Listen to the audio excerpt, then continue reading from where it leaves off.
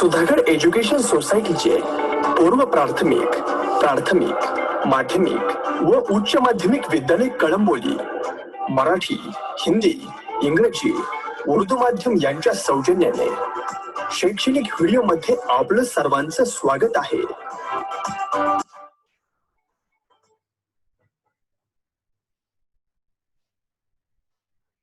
नमस्कार विद्यार्थी मित्रांनो, सुधागड एज्युकेशन सोसायटीचे उच्च माध्यमिक विद्यालय कळंबोली इयत्ता 12वी ऑनलाईन मार्गदर्शन वर्गामध्ये तुमचं स्वागत आहे. विद्यार्थी मित्रांनो, आतापर्यंत आपण 4 प्रकरणं बघितली. आज आपण 5वं प्रकरण या ठिकाणी सुरू करतोय, द्वितीय आर्थिक क्रिया.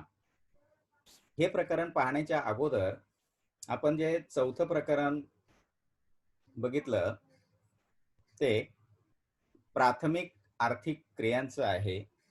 आता प्राथमिक आर्थिक क्रियांमध्ये कोणकोणत्या क्रिया येतात तर शेती आहे, शिकार, पशुपालन, खाणकाम, मासेमारी, लाकूडतोड, त्याचबरोबर वन्य पदार्थ गोळा करणे, असे विविध व्यवसाय किंवा आर्थिक क्रिया या प्राथमिक श्रेणीमध्ये मोडतात.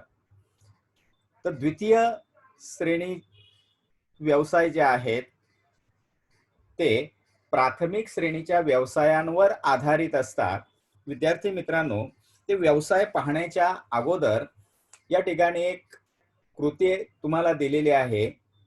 पुस्तकामध्ये आकृती क्रमांक 5.1 मध्ये काही चित्र दिलेली आहेत. ती चित्र ओळखायची आहेत. ही चित्र कोणकोणत्या व्यवसायांशी निगडीत असावीत ते आपल्याला त्या ठिकाणी समजून घ्यायचं आहे. विद्यार्थी मित्रांनो, या ठिकाणी पहिलं चित्र आहे बघा. तुम्हाला काय दिसतं इथे तर बरण्या दिसत आहे. त्या बरण्यांमध्ये काहीतरी भरलेलं आपल्याला दिसतंय. तर हा जो काही व्यवसाय आहे तो आहे फळ प्रक्रिया उद्योग. तर वेगवेगळ्या फळांवर प्रक्रिया केल्यानंतर त्याच्यावर प्रोसेसिंग केल्यानंतर या ठिकाणी अशा पद्धतीने त्याची उत्पादनं आपल्याला मिळतात. विविध फळं आपण शेतीतून घेतो, शेती व्यवसायातून मिळवतो किंवा वनांमधून मिळवतो आणि त्याच्यावर प्रक्रिया या ठिकाणी केली जाते. आता इथे फळ प्रक्रिया उद्योग आहे.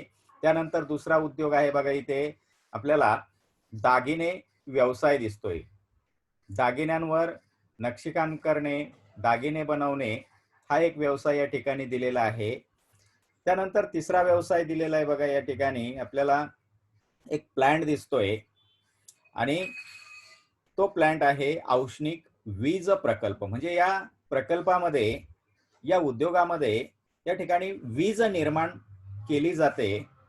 हा एक तिसरा व्यवसाय आहे. चौथा व्यवसाय या ठिकाणी दिलेला आहे बघा, जहाज बांधणी उद्योग. बरोबर, इथे जहाजांची निर्मिती केली जाते. त्यानंतर पुढचा व्यवसाय आहे किंवा उद्योग आहे बघा, बांधकाम व्यवसाय. तर इथे बांधकाम सुरू आहे. त्यानंतर पुढचा उद्योग आहे लोकर उद्योग. लोकरीचे तयार कपडे या चित्रामध्ये आपल्याला दिसत आहे, जे लोकर कापड उद्योग. त्यानंतर आणखीन एक उद्योग या ठिकाणी दिलेला आहे की इथे एक युवक त्या ठिकाणी तेल निर्मिती करतोय मशीनच्या साहाय्याने. बरोबर, म्हणून हा तेल निर्मिती उद्योग आहे. आणि पुढचा उद्योग आहे 8वा उद्योग. इथे आपल्याला दूध जे आहे, आपण वेगवेगळ्या प्राण्यांकडून दुधाचं उत्पादन घेतो आणि त्या दुधाच्या उत्पादनावर या पद्धतीने जेव्हा प्रक्रिया केल्या जातात आणि त्यापासून वेगवेगळे घटक, ते दूध, लोणी असेल, चीज असेल, दही असेल किंवा तूप असेल किंवा दुधाची पावडर असेल, असे वेगवेगळे प्रॉडक्ट्स त्या ठिकाणी तयार केले जातात. त्याला दुग्ध प्रक्रिया उद्योग असे म्हणतात. या पद्धतीने विद्यार्थी मित्रांनो, पुस्तकामध्येच आणखीन एक तक्ता आपल्याला दिलेला आहे. त्या तक्त्यामध्ये तक्ता क्रमांक 5.1 तो पूर्ण करायला सांगितलेला आहे. आता या तक्त्यामध्ये काय, पहिल्या कॉलम मध्ये अ ते आई पर्यंत त्या ठिकाणी अक्षरं दिलेली आहेत. दुसऱ्या कॉलम मध्ये व्यवसायाचं नाव आहे. तिसरा कॉलम आवश्यक, त्या व्यवसायासाठी आवश्यक असणारा कच्चा माल इथे त्या ठिकाणी आपल्याला लिहायचा आहे. त्यापासून तयार होणारी उत्पादनं चौथ्या कॉलम मध्ये लिहायची आहे. शिवाय पुढे आणखीन 2 कॉलम दिलेले आहेत, तर त्यातल्या 5व्या कॉलम मध्ये काय लिहायचं आहे आपल्याला, तर त्या उत्पादनांसाठी वापरला जाणारा जो काही कच्चा माल आहे त्या कच्च्या मालाची वैशिष्ट्ये लिहायची आहे आणि शेवटच्या कॉलम मध्ये इथे उत्पादनांची वैशिष्ट्ये लिहायची आहेत. बरोबर. आता या ठिकाणी पहिला व्यवसाय आपण जो पहिला उद्योग जो बघितला होता चित्रामध्ये तो होता अन्न प्रक्रिया उद्योग. म्हणजे इथे व्यवसायाचं नाव काय येणार, अन्न प्रक्रिया उद्योग. बरोबर. आणि आवश्यक असणारा कच्चा माल दुसऱ्या कॉलम मध्ये येणार तो म्हणजे कृषी उत्पादन. शेतीतून जी उत्पादनं मिळतात त्याचा वापर या ठिकाणी या उद्योगामध्ये केला जातो. त्यापासून तयार उत्पादने काय होतात, तुम्ही बरण्यांमध्ये बघितलंय, लोणची, मुरंबे, बरोबर, किंवा जाम असेल, जेली असेल, त्याचं उत्पादन त्या ठिकाणी मिळतं. अरे या कच्च्या मालाची वैशिष्ट्ये काय आहे, तर हा कच्चा माल जड आहे, बरोबर, तो नाशवंत आहे आणि त्याचं खरेदी मूल्य जे आहे ते कमी आहे. म्हणजे ही वैशिष्ट्ये कच्च्या मालाची आहे. तर पक्क्या मालाची वैशिष्ट्ये काय सांगता येईल आपल्याला, की पक्का माल हा टिकाऊ आहे. बरोबर. आणि शिवाय त्याचं विक्री मूल्य जे आहे ते जास्त येणार आहे. म्हणजे या पद्धतीने त्याचं वैशिष्ट्य आपल्याला सांगता येईल. दुसरं चित्र आपण बघितलं होतं दागिने निर्मिती. बरोबर. दागिने निर्मिती जी दुसरी प्रक्रिया बघितली होती आपण, दुसरं चित्र बघितलं होतं, त्याच्यामध्ये आवश्यक कच्चा माल काय वापरला होता दुसऱ्या कॉलम मध्ये, तिसऱ्या कॉलम मध्ये या ठिकाणी, तर वेगवेगळ्या प्रकारची खनिजे असतील, धातू असतील, हिरे असतील किंवा मौल्यवान दगड असतील. बरोबर. आणि त्यापासून तयार काय होतंय, तयार उत्पादने, दागिने, शोभेच्या वस्तू, म्हणजे या पद्धतीने त्या ठिकाणी उत्पादने जी आहेत ती त्यापासून निर्माण होतात. बरोबर. कच्च्या मालाचे वजन त्या ठिकाणी कमी, टिकाऊपणा जास्त, किंमत कमी. म्हणजे इथे कच्च्या मालाची वैशिष्ट्ये आपल्याला या पद्धतीने सांगता येईल. पक्क्या मालाची वैशिष्ट्ये काय सांगता येतील, की पक्क्या मालाचे वजन या ठिकाणी कमी असते. बरोबर. उपयुक्तता त्याची जास्त असते आणि बाजारामध्ये किंमत मात्र आपल्याला माहिती आहे की दागिन्यांची किंमत बाजारपेठेमध्ये, बाजारामध्ये, दुकानांमध्ये जास्त असते. म्हणजे या पद्धतीने त्याची वैशिष्ट्ये आपल्याला सांगता येतील. त्यानंतर तिसरं चित्र आपण बघितलं होतं औष्णिक वीज प्रकल्प. आता याच्यासाठी आवश्यक कच्चा माल कोणता लागतो, कोळसा लागतो. बरोबर. पाणी लागतं. हे कच्चा माल झाला. त्याचबरोबर तयार उत्पादने त्याच्यापासून काय मिळतं आपल्याला, वीज मिळते. बरोबर. आणि कच्च्या मालाची वैशिष्ट्ये, आता कोळसा जर बघितला तो आपण अवजड असा कच्चा माल असतो, परंतु तो टिकाऊ असतो, तो नाशवंत नसतो. बरोबर. लवकर नष्ट होत नाही. त्याची खरेदी किंमत सुद्धा कमी असते आणि वाहतूक खर्च मात्र त्याचा जास्त असतो. पक्क्या मालाची वैशिष्ट्ये काय आहे, त्यापासून काय तयार होतं, वीज तयार होते. बरोबर. आता वीज वाहक तारांमधून वीज जी आहे ती आपल्याला सहज वाहून नेता येते. तातडीने वापरणे आवश्यक असते कारण ती आपल्याला साठवून ठेवता येत नाही. वीज जी आहे ती साठवून ठेवता येत नाही, म्हणून तिचं उत्पादन झाल्यानंतर ती आपल्याला वापरावी लागते. विक्री मूल्य त्या ठिकाणी जास्त असतं. म्हणजे या पद्धतीने त्या वीज निर्मिती प्रकल्पातून तयार झालेली जी काही वीज आहे त्या विजेची म्हणजेच पक्क उत्पादन झालं. बरोबर. त्याची वैशिष्ट्ये आपल्याला सांगता येते. चौथं चित्र आपण या ठिकाणी बघितलं होतं की जहाज बांधणी उद्योग.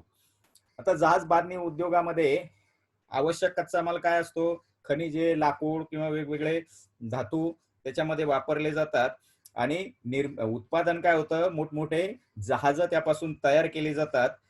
कच्च्या मालाची वैशिष्ट्ये त्या ठिकाणी जो कच्चा माल वापरला जातो तो अवजड असतो परंतु टिकाऊ असतो आणि वाहतूक खर्च जो आहे तो या अवजड मालाचा जास्त असतो. खरेदी किंमत मात्र त्याची कमी आपल्याला पाहायला मिळते.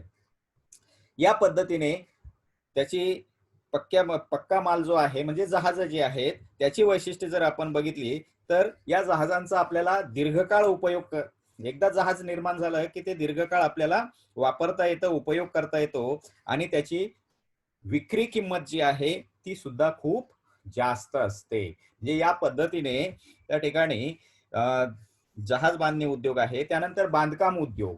आपल्याला सगळ्यांनाच माहिती आहे की घर बांधणी असेल, इमारत बांधणी असेल, कारखाना असेल किंवा इतर वास्तू असतील, रस्ते असतील, पूल असतील, नद्यांवर बांधले जाणारे पूल असतील, तर त्याच्यासाठी त्या ठिकाणी वेगवेगळ्या प्रकारचा कच्चा माल वापरला जातो. त्यात वेगवेगळे धातू आहेत, दगड आहेत, विटा आहेत, रेती आहेत, सिमेंट आहे, हे सगळे त्याच्यामध्ये वापरले जातात. तो सगळा कच्चा माल आहे आणि त्यापासून तयार उत्पादनं काय मिळतात? ती तयार बांधकामं, ती कोणत्याही स्वरूपाची असतील, इमारती असतील, वेगवेगळ्या प्रकारचे आस्थापने असतील किंवा वेगवेगळे त्या ठिकाणी उद्योग असतील, तर त्यांची बांधणी जी आहे, उभारणी जी आहे, ती या बांधकाम व्यवसायामध्ये केली जाते. म्हणजे यासाठी आवश्यक असणारा जो काही कच्चा माल आहे, त्या कच्च्या मालाची वैशिष्ट्य काय आहे? तर सगळा कच्चा माल जड असतो, परंतु त्याचं मूल्य जे आहे ते मात्र कमी असतं. काही उत्पादने हाच कच्चा माल त्या ठिकाणी वापरला जातो. त्याच पद्धतीने तयार पक्का माल म्हणजेच तयार बांधकामं जी आहेत, ती तयार बांधकामं त्यांची विक्री मूल्य जी आहे ती जास्त असतात. म्हणजे त्यांची किंमत जी आहे, आता घरांच्या किमती आपण बघतोय. घरांसाठी वापरलेलं जे मटेरियल आहे या बांधकाम व्यवसायामध्ये त्याची किंमत कमी असते. पण तयार घरं जेव्हा आपण विकत घेतो किंवा विक्रीसाठी उपलब्ध असतात, तेव्हा त्यांच्या किमती मात्र प्रचंड असतात. या पद्धतीने पुढचं चित्र आहे. पुढचं चित्र आपण बघितलं होतं की वस्त्र निर्मिती उद्योग. आता वस्त्र निर्मिती उद्योग व्यवसाय जो आहे, तर त्याच्यामध्ये कोणकोणता कच्चा माल या ठिकाणी वापरला जातो?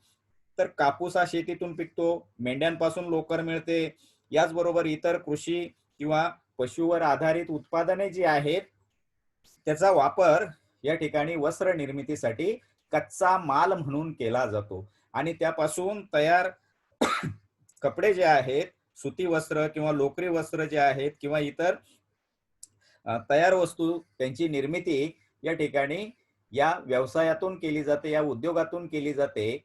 आता कच्च्या मालाचा दर्जा जर बघितला आपण, त्याची वैशिष्ट्ये जर बघितली, तर तो वजनाने हलका असतो, टिकाऊ असतो आणि त्याची वाहतूक आपल्याला सहजपणे त्या ठिकाणी करता येते, वाहून नेता येतो.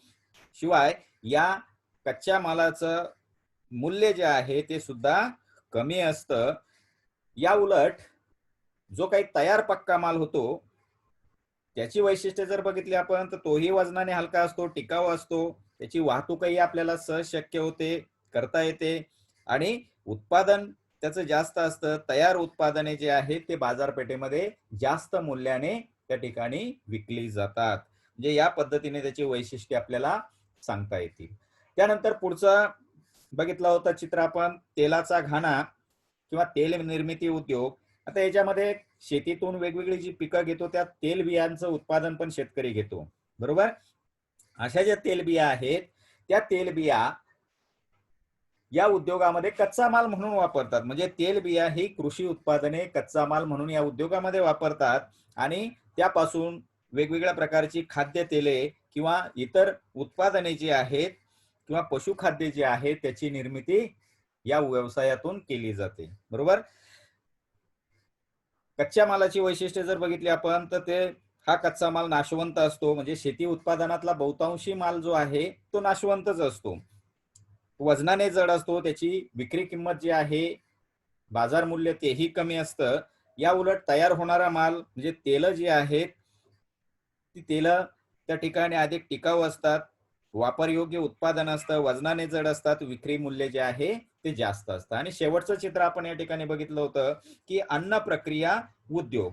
आता अन्न प्रक्रिया उद्योगामध्ये बघा, या ठिकाणी कच्चा माल जो आहे तो कच्चा माल दूध, फळे किंवा वेगवेगळ्या प्रकारची जी कृषी आणि पशु उत्पादने आहेत त्यांचा वापर या व्यवसायामध्ये केला जातो, बरोबर. यामध्ये त्या ठिकाणी तयार खाद्य पदार्थ जे आहेत त्याची निर्मिती केली जाते आणि कच्च्या मालाचा विचार केला तर अत्यंत नाशवंत हा कच्चा माल असतो, तो वजनानेही जड असतो आणि त्याची विक्री किंमत जी आहे, बाजार मूल्य जे आहे तेही कमी असतं. परंतु त्यापासून तयार होणारा पक्का माल जो आहे तो तुलनेने जास्त टिकाऊ असतो आणि त्याचं बाजार मूल्य जे आहे ते या ठिकाणी जास्त असतं. म्हणजे अशा पद्धतीने हे जे काही वेगवेगळे उद्योग आहेत जे प्राथमिक व्यवसायातील उत्पादनांवर आधारित आहेत त्याची आपल्याला या ठिकाणी वर्गवारी करता येते, त्याची वैशिष्ट्ये समजावून त्या ठिकाणी घेता येतात. या पद्धतीने हा तक्ता क्रमांक 5.1 या ठिकाणी आपल्याला पूर्ण करता येईल. विद्यार्थी मित्रांनो,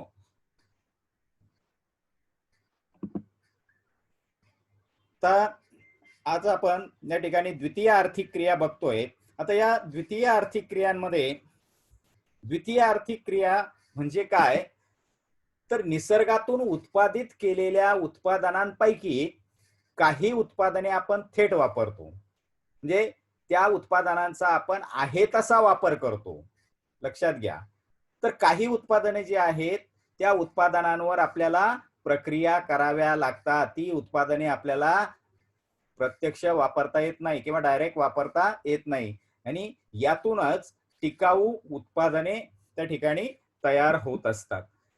त्यानंतर द्वितीय आर्थिक क्रियांच्या बाबतीत दुसरा मुद्दा आपल्याला सांगता येईल की ही प्रक्रिया करण्यासाठी प्राथमिक व्यवसायातील उत्पादने कच्चा माल म्हणून वापरली जातात व त्यापासून पक्का माल तयार केला जातो. विद्यार्थी मित्रांनो, प्राथमिक आर्थिक क्रियांमध्ये मग ती शेती असेल, शिकार असेल, पशुपालन असेल, मासेमारी असेल, खाणकाम असेल किंवा वन उत्पादने गोळा करण्याचा व्यवसाय असेल, या व्यवसायातून मिळालेली जी काही उत्पादने आहेत ती सर्वच्या सर्व उत्पादने किंवा त्यातली बहुतांशी उत्पादने या ठिकाणी या द्वितीय आर्थिक क्रियांमध्ये कच्चा माल म्हणून त्याचा वापर केला जातो आणि या कच्च्या मालावर प्रक्रिया करून त्यापासून पक्का माल या दुसऱ्या व्यवसायांमध्ये म्हणजेच द्वितीय आर्थिक क्रियांमध्ये तयार केला जातो. त्यानंतर तिसरा मुद्दा आपल्याला सांगता येईल की हा जो काही तयार होणारा पक्का माल आहे, हा पक्का माल पुढे ग्राहकांना पुरवला जातो. तो बाजारपेठांमध्ये येतो, दुकानांमध्ये येतो आणि तिथून तो ग्राहकांपर्यंत हा पक्का माल पोहोचतो. द्वितीय व्यवसायांमध्ये कच्च्या मालाचे पक्क्या मालात रूपांतर होताना मूल्यवर्धन होते. हा एक महत्वाचा मुद्दा आहे, लक्षात घ्या. जेव्हा प्राथमिक व्यवसायातील वेगवेगळ्या स्वरूपाचा माल उत्पादित होतो आणि तो कच्चा माल म्हणून द्वितीय आर्थिक क्रियांमध्ये वापरला जातो, तेव्हा त्या मालाची किंमत कमी असते. परंतु जेव्हा प्रक्रिया झाल्यानंतर या उद्योगांमध्ये तयार होणारा जो माल आहे तो पक्क्या स्वरूपात असतो आणि त्याच्यामुळे या पक्क्या मालाचं मूल्य जे आहे किंवा किंमत जी आहे त्याच्यामध्ये वाढ होत असते. या पद्धतीने हा तिसरा मुद्दा आहे. त्यानंतर चौथा मुद्दा आपल्याला सांगता येईल द्वितीय आर्थिक क्रियांच्या बाबतीत की द्वितीय व्यवसाय हे प्रामुख्याने प्रक्रिया, उत्पादने व बांधकाम यांच्याशी निगडीत असतात. मगाशीच आपण बघितलं की वेगवेगळ्या प्रकारच्या प्रक्रिया या उद्योगांमध्ये केल्या जातात. कच्च्या मालावर प्रक्रिया करून त्यातून पक्की उत्पादने त्या ठिकाणी घेतली जातात. शिवाय त्या ठिकाणी वेगवेगळ्या प्रकारच्या वास्तू, इमारती यांची निर्मिती या व्यवसायांमध्ये केली जाते आणि म्हणून द्वितीय व्यवसाय हे प्रक्रिया, उत्पादने आणि बांधकाम यांच्याशी निगडीत असलेले आपल्याला पाहायला मिळतात. आता या ठिकाणी द्वितीय आर्थिक क्रियांची व्याख्या या ठिकाणी दिलेली आहे बघा, की ज्या ठिकाणी कच्च्या मालाचे पक्क्या मालात रूपांतर केले जाते, बरोबर, त्या ठिकाणास कारखाना असे म्हणतात. कारखाना, कंपनी जी उभारली जाते तिथे कच्चा माल वापरून त्याच्यावर प्रक्रिया करून वेगवेगळ्या प्रक्रिया करून त्यापासून फिनिश्ड गुड किंवा पक्क उत्पादन जे आहे ते पक्क उत्पादन घेतलं जातं. या पद्धतीने अशी क्रिया जिथे चालते त्याला आपण कारखाना किंवा कंपनी असे म्हणतो किंवा उद्योग म्हणतो. विद्यार्थी मित्रांनो, पुस्तकामध्ये या ठिकाणी आकृती 5.2 तुम्हाला दिलेली आहे. तिथे एक नकाशा दिलेला आहे बघा. सोलापूर जिल्ह्याचा तो नकाशा आहे आणि सोलापूर जिल्ह्यामध्ये जे काही साखर कारखाने आहेत, साखर उद्योग आहेत वेगवेगळ्या तालुक्यांमध्ये, त्याचं लोकेशन या ठिकाणी दाखवलेलं आहे. आता इथे या नकाशामध्ये जो काही साखर उद्योग दाखवलेला आहे वेगवेगळ्या तालुक्यांमध्ये, आणि त्याच्या बाजूला इथे तुम्हाला विचारलेलं आहे की साखर उद्योग दर्शवणारा सोलापूर जिल्ह्याचा आकृती 5.2 मधील नकाशा पहा.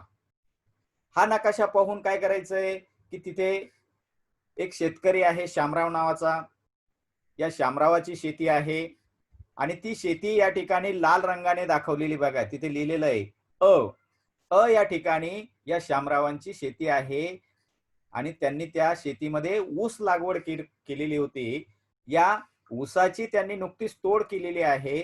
नकाशाचा अभ्यास आपल्याला या ठिकाणी करायचा आहे आणि त्यांनी त्यांचा ऊस कोणत्या कारखान्याला द्यावा, कोणत्या कारखान्याला पाठवावा ते आपल्याला या ठिकाणी सांगायचं आहे. मग आता या नकाशाचं जर आपण निरीक्षण केलं तर तिथे आपल्याला शामरावांनी कोणत्या कारखान्याला त्यांचा ऊस पाठवावा त्याचं उत्तर आपल्याला या ठिकाणी द्यायचं आहे. तर मग काय उत्तर आपण देऊ शकतो त्या ठिकाणी, तर इथे बघा पिंपळनेर हा एक कारखाना आपल्याला दिसतोय अच्या जवळ. त्यानंतर इथे वैराग म्हणून एक कारखाना दिसतोय, बरोबर. असे वेगवेगळे कारखाने वेगवेगळ्या तालुक्यांमध्ये इथे दिलेले आहेत. पण अ या ठिकाणापासून साधारणपणे जे कारखाने जवळ आहेत त्यात पिंपळनेर आणि वैराळ असे 2 कारखाने आहेत. त्यातही पुन्हा आणखीन वैराळ हा कारखाना अधिक जवळ आपल्याला दिसतोय. म्हणजेच शामरावांनी त्यांचा ऊस कोणत्या कारखान्याला पाठवावा, तर वैराळ येथील कारखान्यास त्यांनी पाठवायला हरकत नाही. कारण काय, तर कारण वैराळ येथील कारखाना व ऊस क्षेत्र यामधील अंतर इतर ठिकाणांपेक्षा, इतर कारखान्यांपेक्षा त्या ठिकाणी आपल्याला कमी आढळतं आणि म्हणूनच त्यांनी त्यांचा ऊस जो आहे तो या ठिकाणी वैराग कारखाना जो आहे साखर कारखाना तिथे पाठवायला हरकत नाही. विद्यार्थी मित्रांनो, शेतकरी शांताराम यांनी त्यांचा ऊस त्यांना तुलनेने जवळ असलेल्या वैराग येथील साखर कारखान्याला पाठवावा, बरोबर. याला कारण ऊस हा नाशवंत कच्चा माल आहे, लक्षात घ्या. आणि ऊस तोडल्यानंतर त्यावर लवकरात लवकर प्रक्रिया सुरू न झाल्यास काय होतं की ऊसातील साखरेचा उतारा जो आहे तो घसरतो, ऊस वाळतो किंवा सुकतो आणि साखरेचे उत्पादन जे आहे ते तुलनेने कमी मिळते आणि साहजिकच त्याचा परिणाम हा बाजारभावावर सुद्धा होत असतो. आणि त्यामुळे ऊस तोडणीनंतर लवकरात लवकर ऊस हा साखर कारखान्यामध्ये नेण्याच्या दृष्टीने वैराग येथील सर्वात जवळचा साखर कारखाना निवडून त्यांनी तेथे ऊस पाठवणे आवश्यक ठरेल किंवा योग्य ठरेल आणि म्हणून शामरावांनी त्यांचा ऊस जो आहे तो वैराग या ठिकाणी साखर कारखान्याला पाठवावा. या पद्धतीने त्याचं उत्तर आपल्याला सांगता येईल. विद्यार्थी मित्रांनो, आणखीन दुसरं एक उदाहरण आपल्याला पुस्तकामध्ये त्या ठिकाणी दिलेलं आहे. तिथे दिलेलं आहे की फिरोज यांच्या मुलाने जवळच्या शहरातून बेकरी व्यवस्थापनाचे प्रशिक्षण घेतले आहे. आपल्या मुलाने आपल्याच गावात बेकरी सुरू करावी अशी त्यांची इच्छा आहे. पण त्यांच्या मुलाच्या मते बेकरी त्यांच्या गावापासून 20 किलोमीटर अंतरावर असलेल्या शहरात सुरू करावी. मग आता सांगा बरं, कोण बरोबर आहे? म्हणजे फिरोज बरोबर आहे की त्याचे वडील बरोबर आहेत आणि का, असा प्रश्न तुम्हाला त्या ठिकाणी विचारलेला आहे. तर त्याचं उत्तर आपल्याला काय सांगता येईल. आता इथे आपल्याला उदाहरण दिलेलं आहे की फिरोज जिथे राहतो तिथून 20 किलोमीटर अंतरावर शहर आहे आणि त्याने बेकरीचं जे प्रशिक्षण आहे ते घेतलेलं आहे. मग त्याला बेकरीचा व्यवसाय सुरू करायचा, तो त्यांनी कुठे करायचा, गावात की शहरात, हे त्या ठिकाणी आपल्याला सांगायचं आहे. मग त्याचं उत्तर काय सांगता येईल की फिरोजचा मुलगा बरोबर आहे, बरोबर. फिरोजचा मुलगा बरोबर आहे का? तर बेकरीत तयार होणाऱ्या मालाचे वजन अधिक असते, वाहतूक खर्च त्या ठिकाणी वाढतो आणि म्हणून त्याने शहरामध्येच बेकरी सुरू करावी, कारण बेकरीतून उत्पादित होणारा माल हा नाशवंत सुद्धा असतो. गावापेक्षा शहरामध्ये लोकसंख्या अधिक असते आणि बेकरी उत्पादनात तयार होणारा जो काही माल आहे बेकरी उद्योगामध्ये, त्याला शहरांमध्ये मागणी सुद्धा जास्त असते आणि म्हणून त्यांचा मुलगाच त्या ठिकाणी बरोबर आहे. फिरोजचा मुलगाच त्या ठिकाणी बरोबर आहे असं आपल्याला त्या ठिकाणी सांगता येईल. त्यानंतर तिसरं उदाहरण या ठिकाणी दिलेलं आहे की शांताराम हा महाराष्ट्रातील आदिवासी भागातील तरुण मुलगा आहे. त्याला मध प्रक्रिया, मध आपल्याला माहिती आहे, त्याला मध प्रक्रिया उद्योग सुरू करायचा आहे. आता मध कुठे मिळते? वनांमधून, बरोबर. आणि वनातून त्याला मधाची पोळी अगदी सहज उपलब्ध होऊ शकतात, ज्यातून चांगल्या दर्जाचा मध काढता येऊ शकतो. त्याच्या गावापासून शहर जे आहे ते सुमारे 35 किलोमीटर अंतरावर आहे आणि या गावात त्याची स्वतःची जमीन आहे आणि शहरात सुद्धा तो जमीन घेऊ शकतो, त्याला मिळू शकते. त्याने मध प्रक्रिया उद्योग कुठे स्थापन